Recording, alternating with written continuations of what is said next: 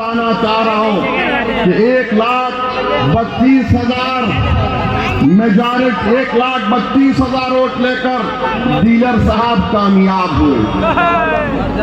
केजरीवाल के पास full majority की government और पूरी दुनिया में बाजा बजाता मैंने दिल्ली में ये कर दिया,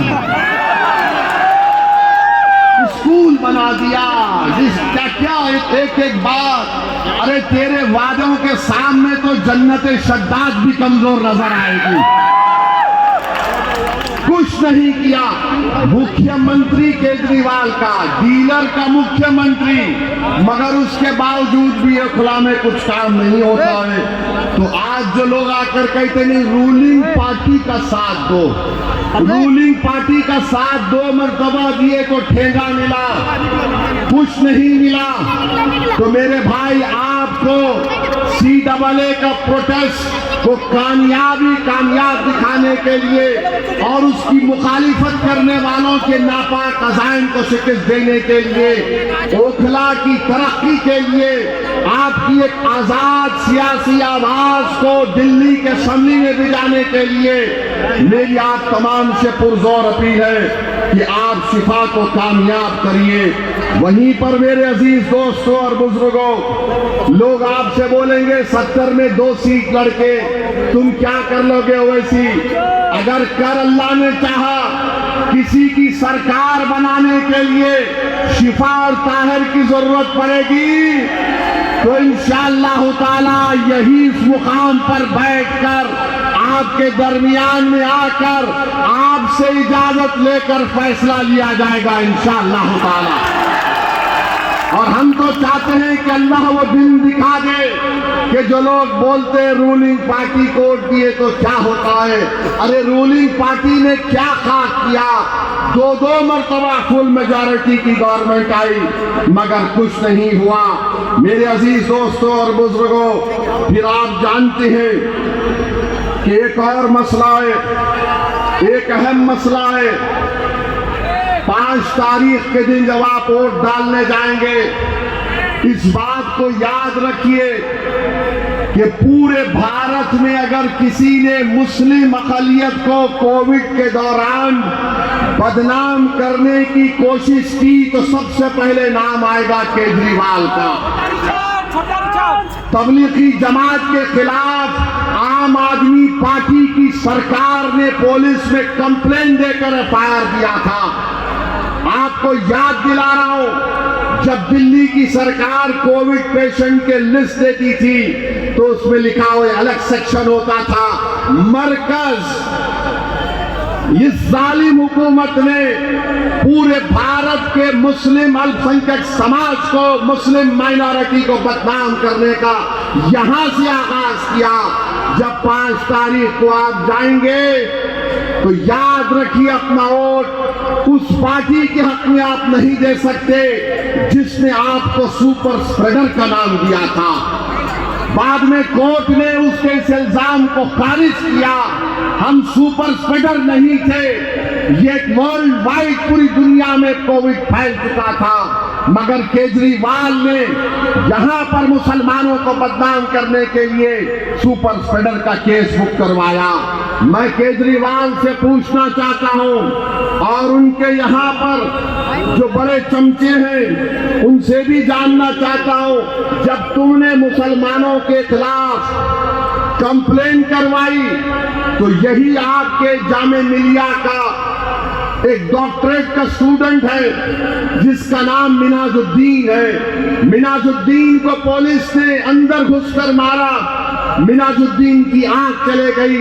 क्या केजरीवाल ने या फिर डीलर ने मिनाजुद्दीन को मारने वालों के खिलाफ FIR कराया? आप जवाब दीजिए मुझे। मिनाजुद्दीन की आंख गई थी जो जामे मिलिया का स्टूडेंट था, क्या कंप्लेन कराया? नहीं कराया। वीडियो दिल्ली दंगों का है, फैजान है, वसीम है, 3 लड़के जमीन पर लेके हैं, उनको मार कर कहा जा रहा है कि पढ़ो कौमी तराना। वसीम मर गया, क्या केजरीवाल ने वसीम की मौत के खिलाफ FIR कराया? नहीं कराया मेरे भाई, नहीं करवाया। और फिर हमको ये बताओ डीलर तुमको दूल्हे भाई बहुत याद आते हैं। मैं जानता हूं मैं तुम्हारे जैसे लोगों का भाईजान हूं, मगर ये तो बताओ, मैंने सुनिए, ये तो बताइए, ये सब चीजें हो रही थी तो आप क्या खामोश बैठे थे? क्या कर रहे थे आप? और फिर आप जानते कि 18 महीने से दिल्ली में वक्फ की कमेटी नहीं बनाई गई, वक्फ की कमेटी केजरीवाल नहीं बनाया, तो उसका नतीजा ये निकला कि मोदी ने अपने एक ऑफिसर को नामजद करके, नॉमिनेट करके पुरानी दिल्ली के ईदगाह के अंदर कब्जा हो गया। क्यों नहीं बनाया केजरीवाल ने वक्फ की कमेटी? अभी मुदस्सिर भाई बता रहे थे कि कई जायदादें खत्म होकर रह गई दिल्ली वक्फ बोर्ड की। कौन उसका जिम्मेदार है बताइए आप?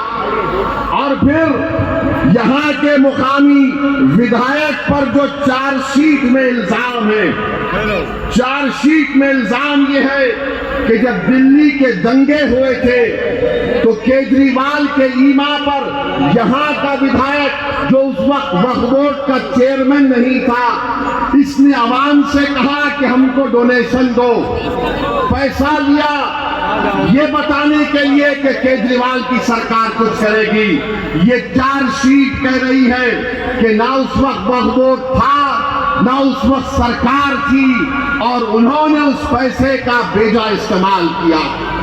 अब बताइए आप, इल्जाम हम पर लगाते हैं, गालियां हमको देते हैं कि केजरीवाल कुछ करना चाहता था, केजरीवाल ने कुछ नहीं किया।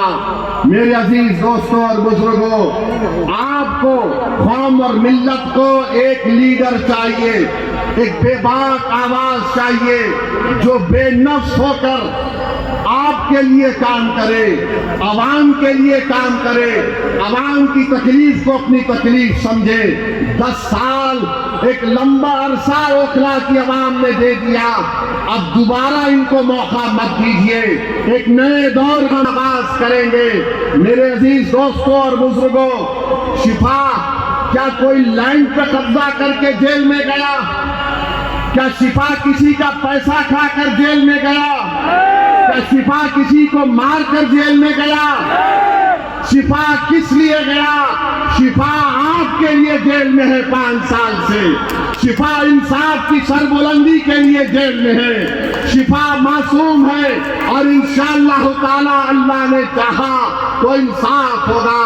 मगर मेरे भाई, आपसे मैं अपील कर रहा हूं कि आप अपने वोट का सही इस्तेमाल करिए। डरने और घबराने की बात नहीं है, बेबाकी के साथ आपको आगे बढ़ना है। अब मुझे एक बात, मेरे एक सवाल का जवाब दीजिए। मुझे गालियां दी जाती हैं, क्या असदुद्दीन ओवैसी ने आरएसएस को खत लिखा था या केजरीवाल ने लव लेटर लिखा था? केजरीवाल लव लेटर लिखे मोहन भागवत को? लिखे नहीं लिखे? क्या लिखे? डियर मोहन भागवत। आपके बड़े अब्बू हैं, उनको नहीं मालूम था, चचा हैं आपके, शायद ताया होंगे। मोहन भागवत को लिख रहे माय डियर, बड़े पापा डियर। अब सब डियर मालूम हो गया हमको। मोहन भागवत को लव लेटर लिख रहे हैं केजरीवाल, और डीलर की जबान बंद है। डीलर की जबान बंद है क्योंकि लीडर नहीं है। मेरे अजीज दोस्तों और बुजुर्गों, इसीलिए हम आपसे अपील कर रहे हैं कि आप अपने के कोर्ट का सही इस्तेमाल करिए।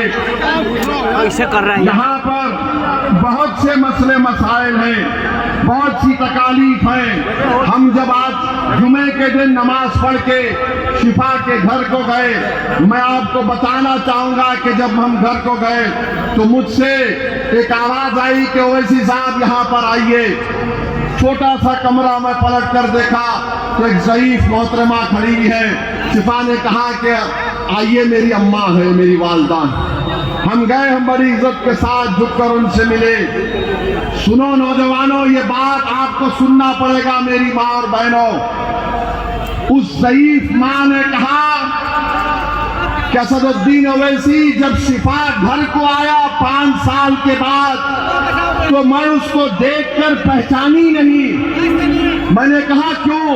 कहा मेरे बच्चे की दाढ़ी वाइट हो गई, मेरे बच्चे की दाढ़ी वाइट हो गई और मां के आंख में आंसू आ गए। और उस मां ने मुझसे कहा, मेरा हाथ पकड़ कर कहा कि मुझसे वादा करो कि मैं इस दुनिया में चंद दिनों की मेहमान हूं, मैं इस दुनिया से चले जाने से पहले शिफा मेरे पास आ जाए। मेरे भाई, वो मां मुझसे नहीं, ओखला की आवाम से पैगाम दे रही थी। बताओ, अगर वो तुम्हारी मां होती, एक औलाद के पेशानी पर अगर बल आता है तो दुनिया में कोई नहीं पहचानता, बीवी भी कम पहचान पाती। एक माँ एक नजर में पहचान लेती है कि मेरे बेटे के दिल और दिमाग पे क्या तकलीफ गुजर रही है। वो माँ देख कर कह रही है कि मैं पहले देखे तो पहचान नहीं पाई, मेरे बेटे की दाढ़ी सफेद हो गई। मेरे भाई, जिसने हमारे भाई को, जिसने हमारी माँ को रुलाया, तुम एक मर्तबा 5 तारीख को अपने इत्तेहाद की ताकत और कुव्वत पर शिफा को कामयाब करो। मैं तुमसे वादा कर रहा हूँ 50 साल तक हम उनको रुलाएंगे जिन्होंने हमको रुलाया। 50 साल तक ये वोट उस माँ के लिए भी देना पड़ेगा, ये वोट हमारी बहन नौरीन के लिए भी देना पड़ेगा जो तड़प रही है अपने शौहर के लिए।